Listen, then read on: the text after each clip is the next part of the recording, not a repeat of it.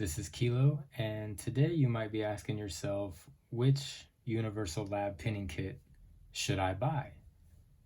The 3000s kit or the 5000s kit? I'm going to explain very quickly the key differences between the two, and in a future video I'm going to do an in-depth kind of review and overall look at the pinning kit itself. So let me go ahead and zoom in on your most common locks here, Kwikset and Schlage. Now, you would, do the math real quick. You would notice that a 3000s kit, the pins are going to go up in increments of 3000s.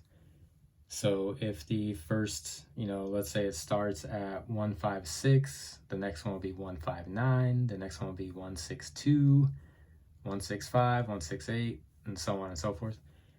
With a 5000s kit, it would, if you look at Schlage here, you kind of see a good example in this chart. You see 165, 180, 195, 210. You see it just goes up in increments of 5. So when you buy this kit, obviously the 3000s kit is going to have all of the Schlage pins you need, just like the 5000s kit. So everyone knows how, touchy the tolerance is on a Schlage. You would be safe in buying the 3000s kit or the 5000s kit when it comes to Schlage.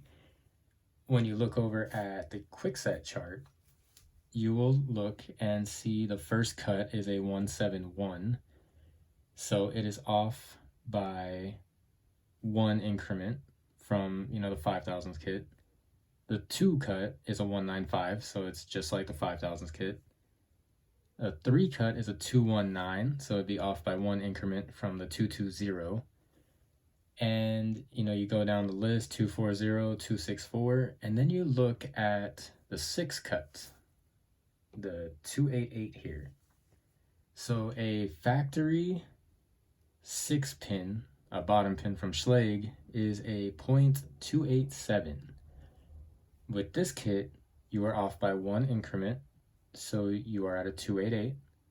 If we think about it, and let's say we have the 5000s kit, our only option is going to be a 285, which is shorter, and we gotta hope that works, or a 290.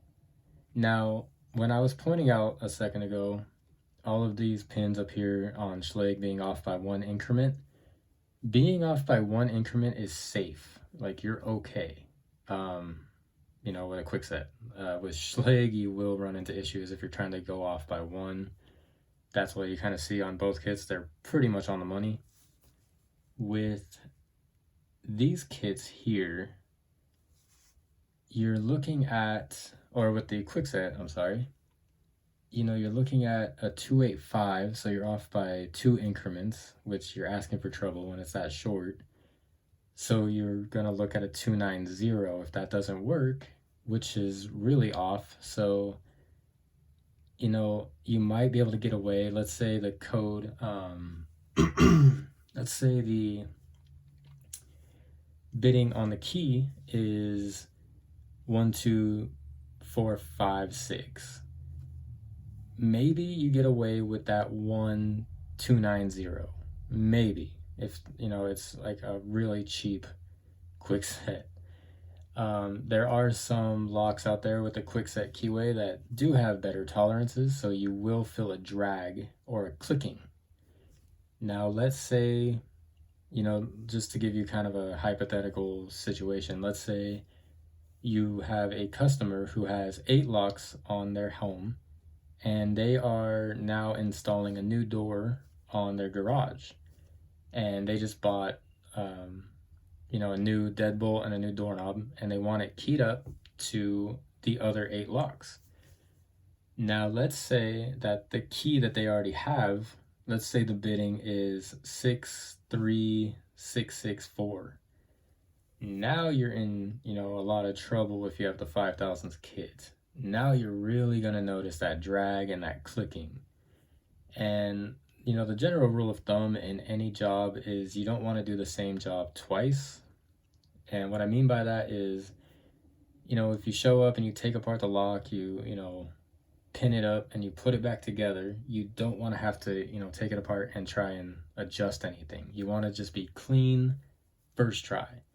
This doesn't always happen with a 3000s kit, but it is rare in my experience that I've ever had to do that with this kit. Does happen, not as often as the 5000s kit. So, let's say now you're in deep. Now you got 3 6 cuts, and let's say your 285 is too short and it's not working. Now you have a 28 or a 290, and your only option is to file those pins down. Now, where you can run into issues there is these pins file very easily, very quickly, especially if you're heavy-handed with a file. The other situation that comes up is maybe you just finished a big rekey, and now you show up to this one and you don't have a lot of 290s available. Now you really don't have much room for error, because the next thing you got is a 295, so you're really gonna have to file that thing down.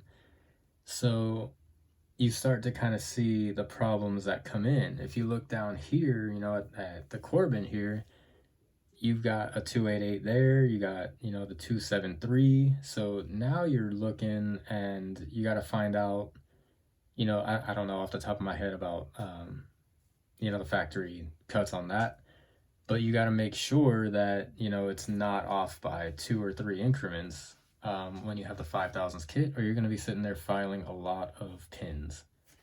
So aside from that, the obvious difference would be when you do the math from 5000s to 3000s, obviously increments of 3, you're going to end up with 22 more options to choose from.